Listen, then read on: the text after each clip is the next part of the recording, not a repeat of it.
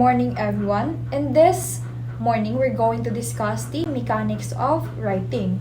But before we start our discussion, I would like to introduce myself. I am Mariel S. Macasera, BS Ed major in English. So I want you to think about that writing is like building a structure. So when you build a structure, what is the first thing you need? Diba, a strong foundation? When we say strong foundation, it is the mga materials or things that we need when we're going to build a structure, a building. So what do we need man, diba? A cement, hollow blocks, and of course, mga people nga mo plan or mo build sa structure. The same goes for writing. A clear and concise sentence serve as the foundation of your writing. So if ang imong sentence diha are weak or confusing, there might be possible that your paragraph or sentence will easily collapse just like a poorly built nga building. Let's have our first here, which is the spelling. So spelling means writing words correctly with all the letters in the proper order. Correct spelling helps readers understand what you mean. So a good sentence gives a complete thought and a clear message. So when you spell words correctly, my God, you make it easier for your readers to understand what you are trying to say or deliver. So we have two examples here for the correct ones, which is kaning color green. We have friend and beautiful, which is mo na siya ang correct nga spelling for friend and beautiful. And then there is a din nga side nga color red it is the incorrect spelling. Kaning friend and beautiful, same sila pronunciation, but the spelling is incorrect. Our next one here, which is the punctuation. Punctuation guides the reader and show how a sentence should be read. They separate ideas and prevent confusion. So we have 4 punctuation here, which is the period, comma, question mark, and exclamation point. So let's have first the period. So when we say period is it ends a sentence. So if makakita gani ka og period sa sentence, it means it is a complete thought.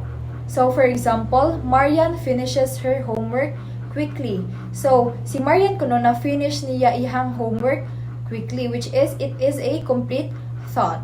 And for the comma is it separates words or ideas. So separate ni ang kaning ideas and words. So for example, Kia bought bananas, apples, and grapes. So unsa may gi-separate niya dadto? Ang idea that Kia bought bananas, apples, and grapes. That's for the comma. And then for the question mark is it ends a question. So nagpanguta na siya, nag-ask siya og question.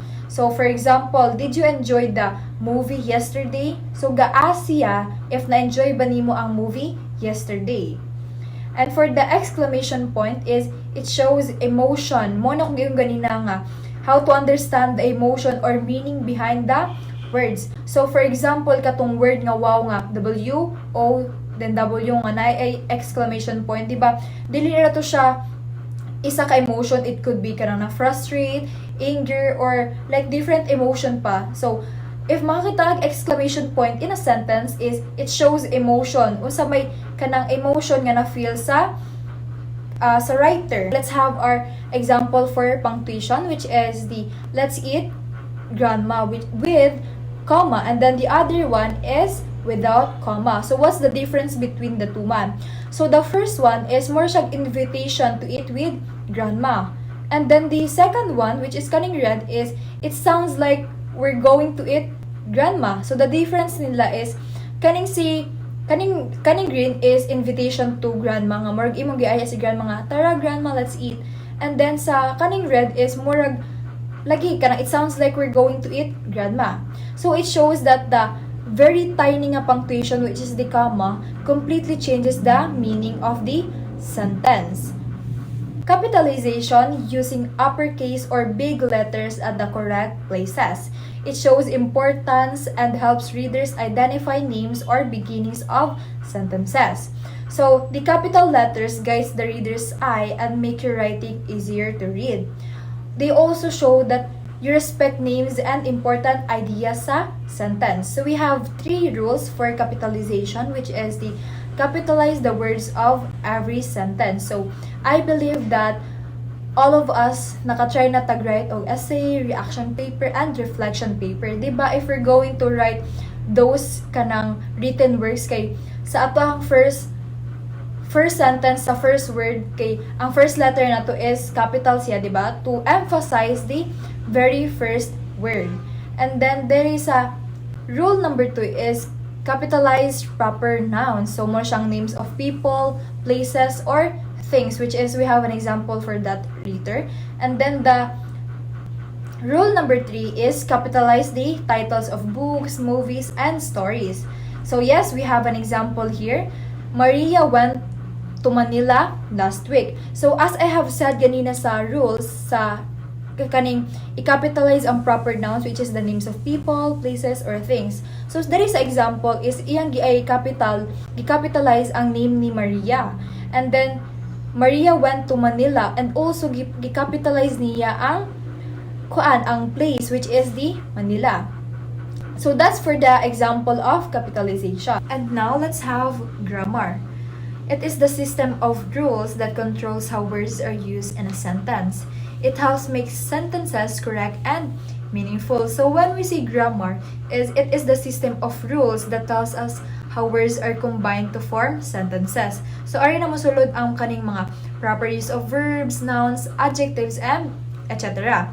So we have an example here for grammar. Actually, we have two, which is she is studying her lesson and she are studying her lesson. So what is the difference between the two man? So ang is, it is clearly a kuan siya kanang singular nga verb. And then sa are, it is a plural. So since si she man is singular, so it needs a singular verb, which is he is. While the verb nga are is used with plural subject, which is kaning they, we, and us. And now let's have our last one, which is the sentence structure. Using correct sentence structure helps ideas flow smoothly and logically. Refers to how words are arranged to form clear and complete sentences. So the sentence structure is the way words are arranged to form a clear and complete sentence. So when we say sentence structure is naatay subject and predicate. So unsa man ang subject, it is a who or what the sentence is about. So unsa man about or kinsa man about ang sentence. So mo na siya ang subject. And when we say predicate is what the subject does. So unsa may gibuhat ni subject. So we have an example for sentence structure here, which is the dog barked loudly. So if imo siyang i-read carefully is ang subject here is the dog, and then the predicate is the bark loudly. Since I have said ganina nga ang subject is it is a who or what the sentence is about, which is si dog, it is a who. And then ang predicate is bark loudly, since it describe man unsa may gibuhat ni subject. So that we're done with our discussion, let's have a quick assessment. So it is entitled as Ready, Set, and Fix. So read each sentence carefully, spot as many errors as you can, arrange or complete the sentence, and lastly, earn a point for each error identified. So let's have our first sentence here, which is she have installed a lot of doorknobs for this project. So what do you think ang kanang mga errors for this sentence? Okay, so the change, ang original sentence here is that she have installed a lot of doorknobs for this project, which is we have two errors here, which is kaning have and a lot. So nganong na error man si have? It is because ganina atong kansad is si she is a singular. So it should be matched sa singular subject si she. And then kaning si a lot is walay nag-exist nga word nga a lot even in dictionary. So it is a kanang incorrect nga spelling, so it should be separate, a lot. So the correct sentence is she has installed a lot of doorknobs for this project. For the sentence number 2 is due to rust damage, Blake had to replace the drain pipes. So what do you think is the error there, or nabay error or wala? So the original sentence is due to rust damage, Blake had to replace the drain pipes. So the changes here is ang kaning gipot nga natong comma before the name ni Blake, and atong gi-ilisdan ang replace na word into replace.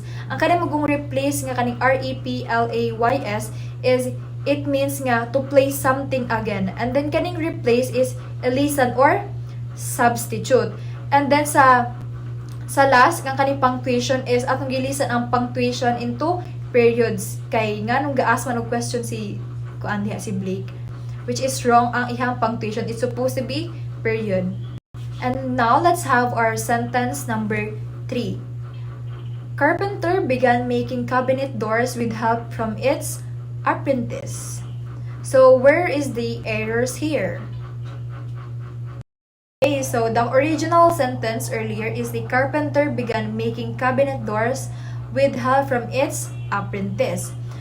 So ang correct sentence, which is atong gipuanan og article, which is ang kaning the carpenter began making cabinet doors with help from his apprentice. So instead of its apprentice, atong gilisan og his apprentice, and then ang kaning apprentice, it is supposed to be double P. So mo na siyang changes. So the changes is gaad ta og the to specify the noun carpenter, and then changing the possessive noun to his and correcting the spelling of apprentice. Now let's have our last sentence, which is Lynette carefully painting the wool to a steady hand. So we have lots of errors for this sentence now. So where do you think ang mga need og ilisan og mga error for this sentence? Okay, so it is very obvious, no? Since I have said earlier naman ganina sa discussion that the name should be capitalized, the first letter, which is si Lynette, and sa original sentence is wala siya makapitalize. So atong gilisan nga mahimo siyang capitalize. So the changes is the capitalization of the first letter of the person's name, which is si Lynette, and then adding is, which is kani siya ang the helping verb. Then the spelling of the word wall, which is kani siyang wool, atong gilisan to wall. And then the preposition to and to the period at the end of the sentence, since the original sentence kay wala man siya period, so ato ang gibutangan og period. Okay, so it is total of 20 over 20. Congratulations! So how many points did you earn? And now we are in our conclusion. The mechanics of writing are essential for effective communication. They make your writing clear, organized, and professional. Mastering spelling, punctuation, capitalization, grammar, and sentence structure allows you or us to express ideas confidently and accurately. That's all, and thank you.